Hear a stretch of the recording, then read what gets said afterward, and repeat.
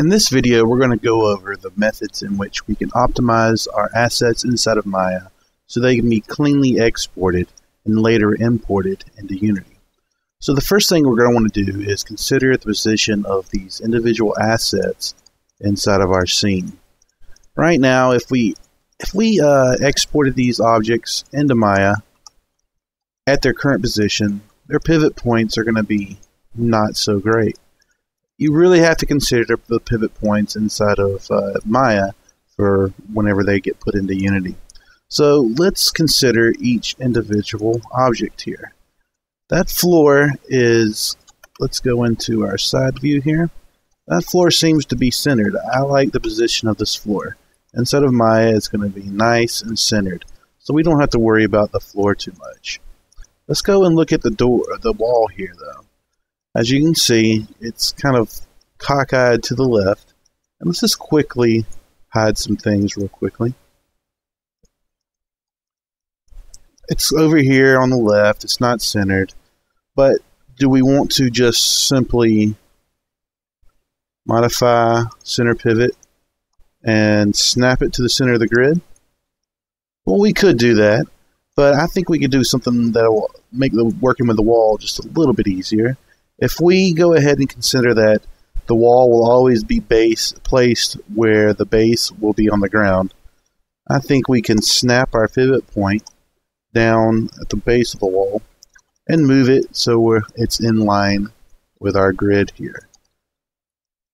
That's a very good pivot point. Alright, so let's just keep going with the wall here.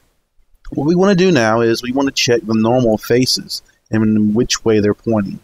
Inside of Unity, only one side of the polygon gets drawn. So, what side is going to get drawn? How can we tell that inside of Maya?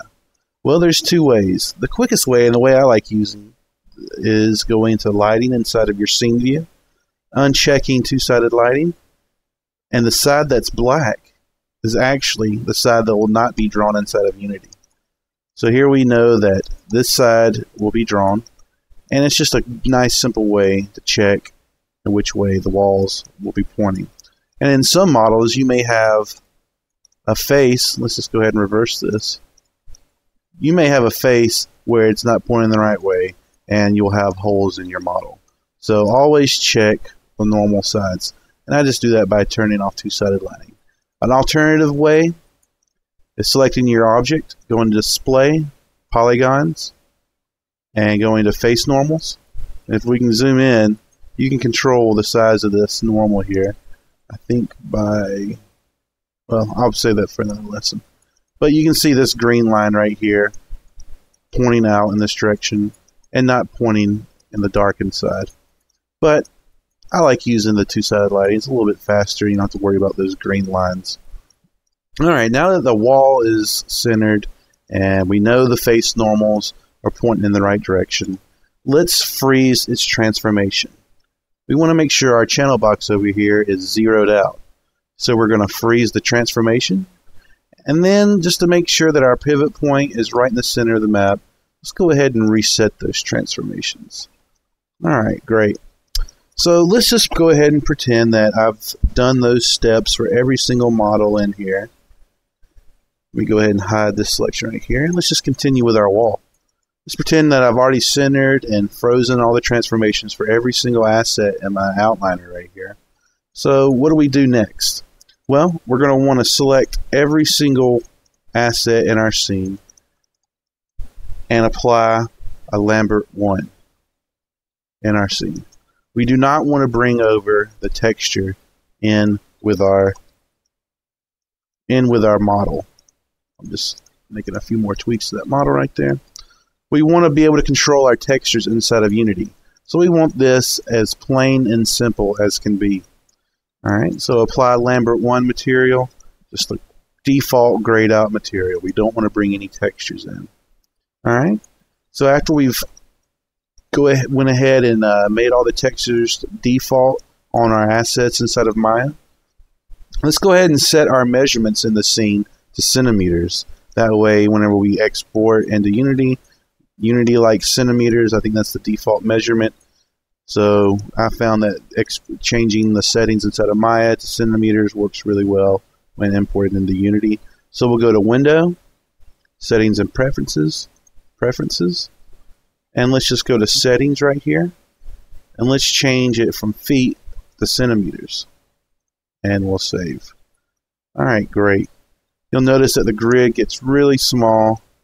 These assets are kind of large, but working with feet was what I was doing in this project, just to make sure that these objects kind of match real world dimensions. It's a little bit easier for me to work with feet. Alright, great. Next, we're just going to simply go to File and go to Optimize Scene. Okay. What that does is it gets rid of any excess textures in our scene. So you'll notice if I go ahead and apply Lambert 1 to the rest of those materials, they all are assigned to Lambert 1 now. Let's optimize the scene again, and I want you to see what happens to all these remaining textures. They get deleted out of the scene because they're no longer being used.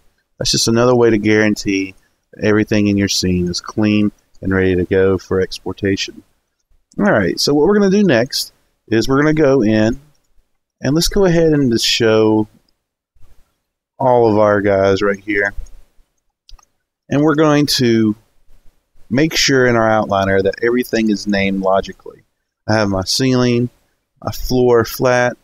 I think I have another floor piece coming up that's a little bit curved or bumpy. We have ammo crates, barrels. So let's select our wall. And before we export it, let's double click our wall and Control C, and we're just going to copy the name of that wall right there.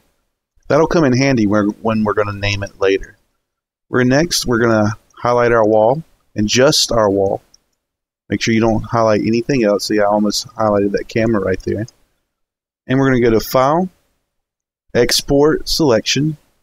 Let's bring up our extra little option box. And we're going to select Fbx Export. I found that FBXs work really well whenever imported into Unity. You can use OBJs, you can even use .ma, but FBX is a universal format, and it will even import animations if you have them in the future for characters. So I just get in the habit of using FBX. Next, we're going to export our selection. And where are we going to put this? Well, you can see I have an SGD 101 folder right here. I'm going to make a nice logical folder, and I'm going to call this Exported. And inside of Exported, I'm going to make another folder called Meshes. And inside of Meshes, I'm going to paste that Wall 01 name right there. And if we bring it up, we can see that I have my Wall 01 FBX nice and organized inside of the project folders I'm working on in Windows right here.